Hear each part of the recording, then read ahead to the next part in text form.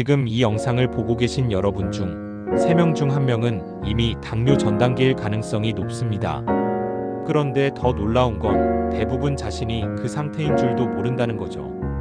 왜 그럴까요? 당뇨 전 단계는 뚜렷한 증상이 없기 때문입니다. 몸 안에선 이미 문제가 시작됐는데도 겉으론 아무렇지 않아서 피곤해서 그런가 하고 넘기기 쉽습니다. 그렇게 방치하면 어느 날 갑자기 당뇨 진단이라는 현실을 마주하게 됩니다. 그때는 이미 췌장이 지쳐버린 뒤일 수도 있어요. 하지만 아직 늦지 않았습니다.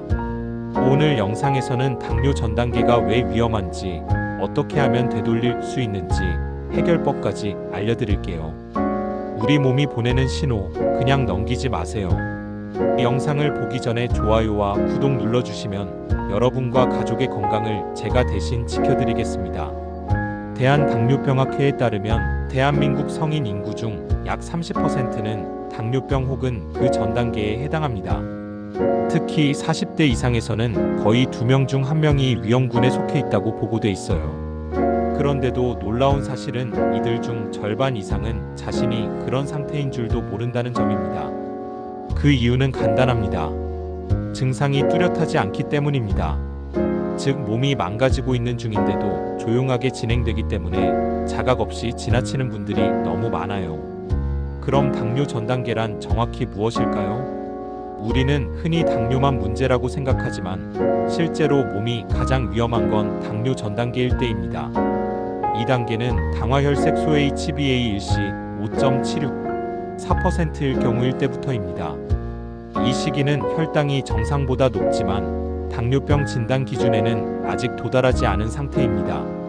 좀 더 구체적으로 말씀드리면 공복 혈당 기준으로 10만 125mgdl, 식후 2시간 혈당이 14만 199mgdl 사이일 경우 이건 정상은 아니지만 당뇨도 아닌 애매한 단계입니다.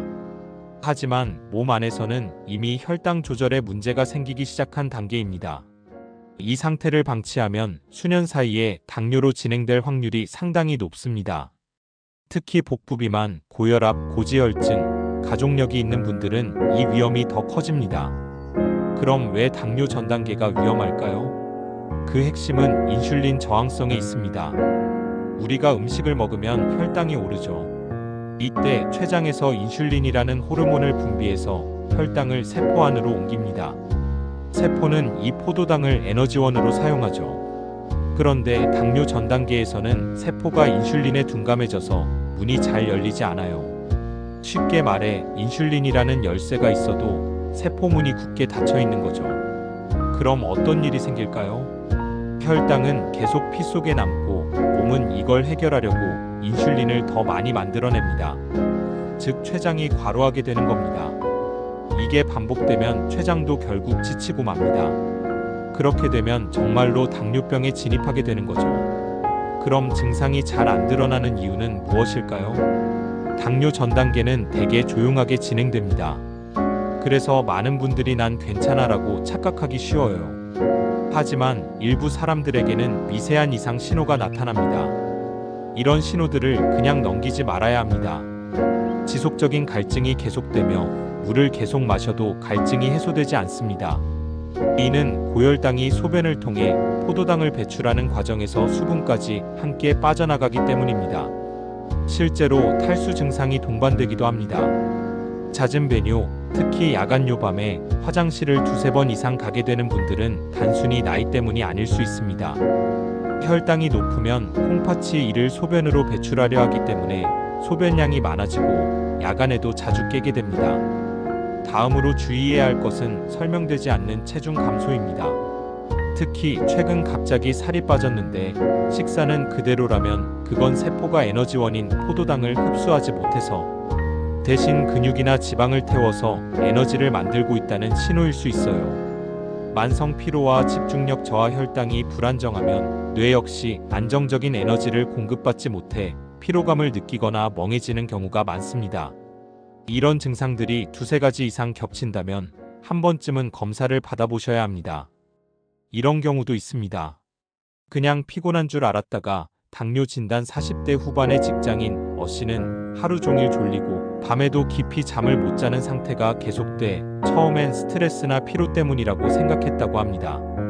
하지만 건강검진에서 공복 혈당이 117mgdl로 나왔고 식후 혈당은 170mgdl에 육박했어요. 그제야 병원에서 당뇨 전단계 진단을 받았고 운동과 식단 관리를 시작한 지 6개월 후에는 공복 혈당이 95로 떨어졌다는 보고가 있습니다. 이처럼 초기 개입이 매우 중요하고 효과적이라는 걸 보여주는 사례죠. 그럼 당뇨로 진행되지 않으려면 어떻게 해야 할까요? 당뇨 전 단계를 되돌리는 핵심은 생활습관 개선입니다. 우선 식단은 어떻게 해야 할까요?